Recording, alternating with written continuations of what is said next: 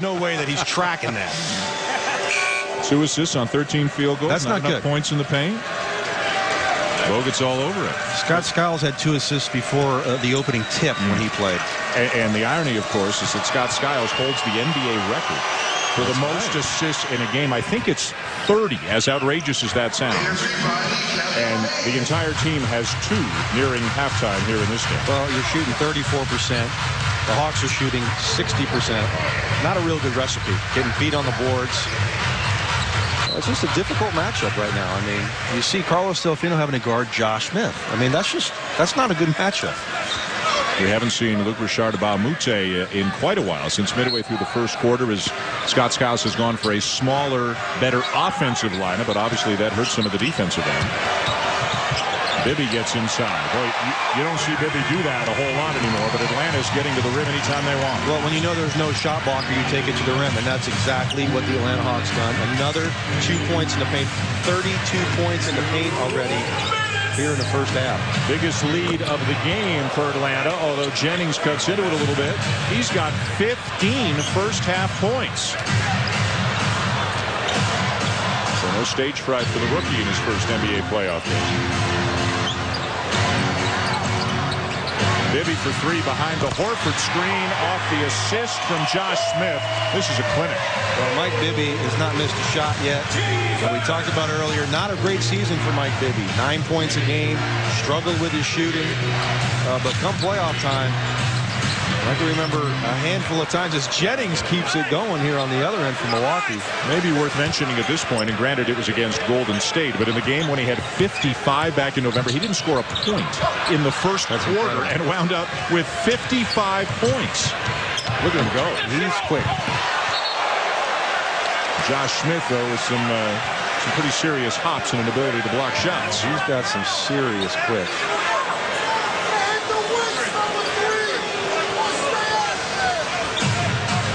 Josh Smith with another block. I don't even know if he hit the ball, but he's going to get credit for block. Only guy in the league to have over 100 blocks and 100 steals, Josh Smith. Right now, Brandon Jennings, he senses he's the best option they've got right now. He's the only option they have right now. Salmon's really struggling. Stackhouse struggling. Kurt Thomas yet to make a basket. Delfino struggling. Why not? Final minute of the first half. Jennings with 19 of Milwaukee's 39. Dan, we've seen playoff games with 20-point leads evaporate. It can happen. And Atlanta, they will have their lapses at times. Boy, Joe Johnson, great follow on his own miss. Johnson, a pending free agent, one of the big names who's going to be out there this summer. And another foul. This one is on Teague. He's turned down a couple contract extension offers from the Hawks.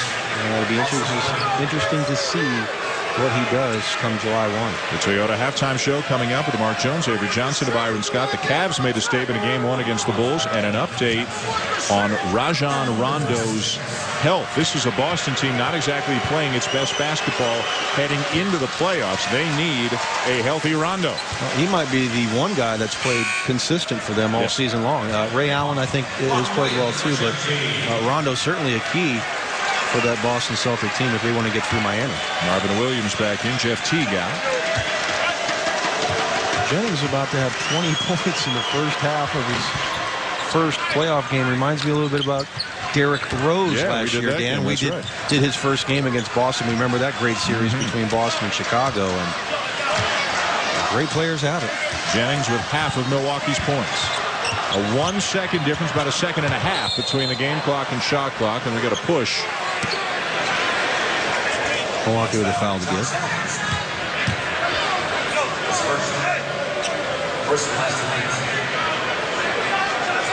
And as Scott Skiles wants to make a late sub, get another defender back in there, so Mbah-a-Moute will come in for Salmons. Well, that's always the problem when you get down big, Dan. You have to put an offensive lineup in, but yet if you don't stop the other team, it really doesn't matter how much you score. Yeah. So where do you go?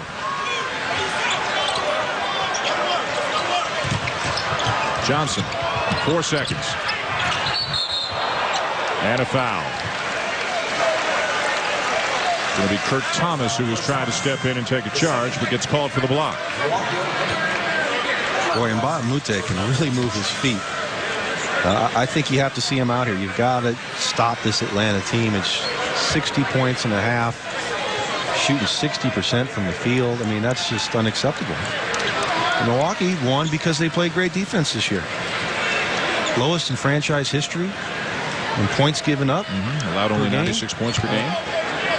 They just really do struggle to score. That's been the problem all season long. Some of the fans to our right engaging Brandon Jennings right now, and unfortunately for Jennings, he is engaging them right back, and he's got to stay away from that kind of stuff. But obviously frustrated with the way this game has gone.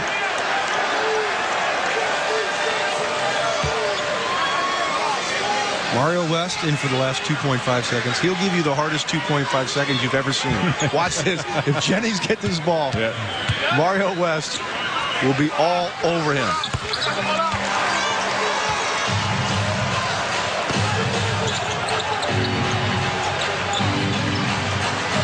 Mbah a Moute, he'll have to force it up, doesn't get it off in time. And that ends a miserable first half of the Milwaukee Bucks. Other than a great performance by Brandon Jennings, they were completely overmatched.